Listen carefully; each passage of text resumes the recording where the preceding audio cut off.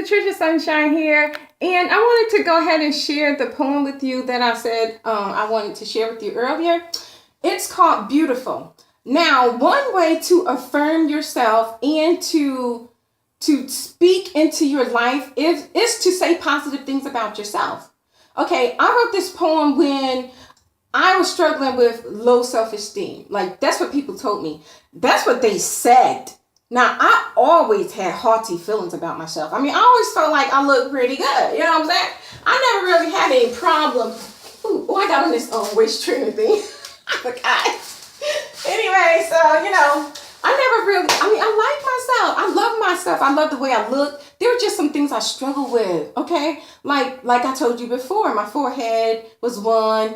And actually, I used to struggle with my teeth and my feet. But anyway, I ain't struggling with those things now, honey. But there's a way that I was able to deal with some of the things. And you can write down the things that you like about yourself.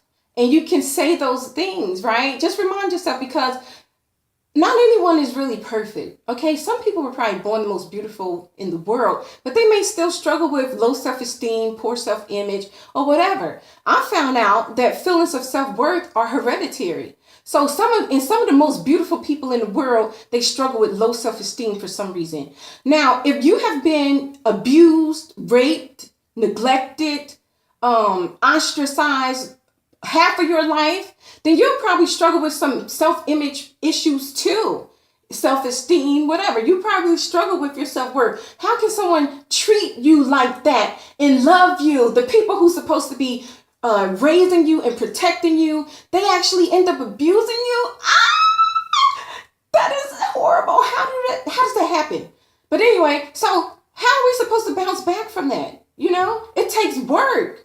So, oh God, it was something that came to me last week. And Tabitha Williams made a post, or she wrote something to the poem that I wrote. And oh my God, why did it make me think? Because Tabitha said, you're right. We are wonderfully made. And I said, that's right. Everybody's wonderfully made. When we come out of our mother's boom, whatever, I don't want to get too graphic, but when we come forth into this world, we are wonderfully made. But we don't stay that way if we're being abused, neglected, mistreated, and raped. How are we going to stay that way? So people become damaged over time. And you have to rebuild yourself. Some people almost completely die, or they're broken down, destroyed. So how do we walk around expecting everybody to be whole and complete? No, there's a healing process, okay?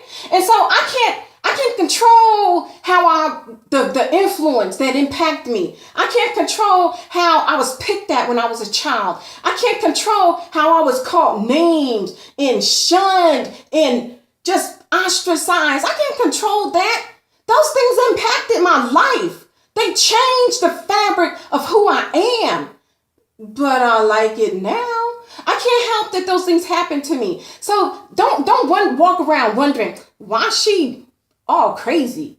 Honey, people go through things that change them forever. But anyway, so I have an exercise, and this is where you can write down the things that you like about yourself. And if you don't have a whole page full right now, you'll have at least a few things, okay? So I wrote a poem sort of affirming what things I like about myself. And it started with just a few.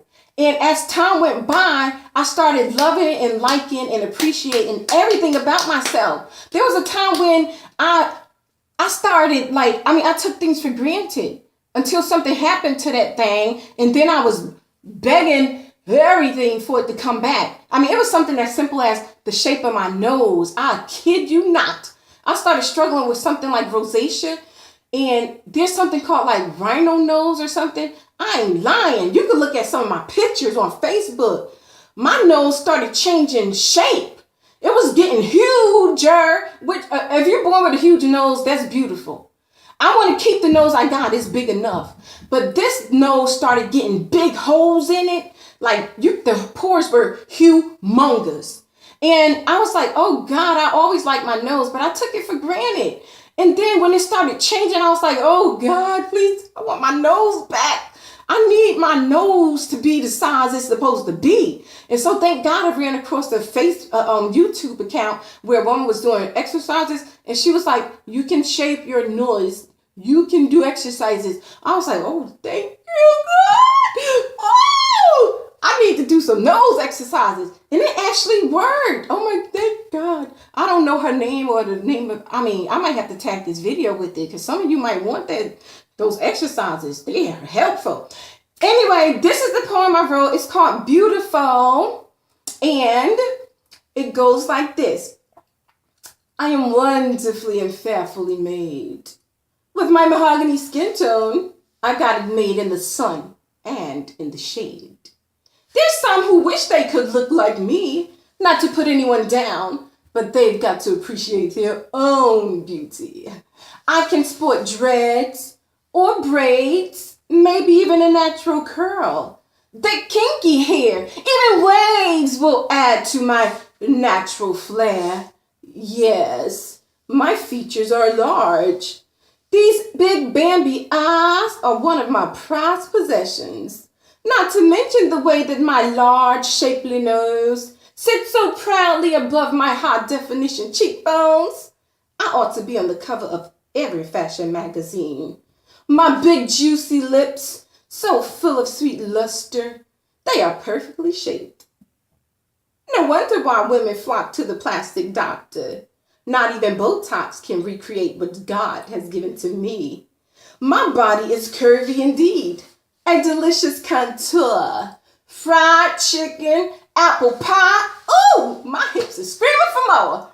I definitely have enough. More than a handful. Meat is made for man to enjoy. My breasts serve many purposes. I am mammal, and I feed my young. Like a strong tower, my man can lean on me, stroke me, and caress me tenderly.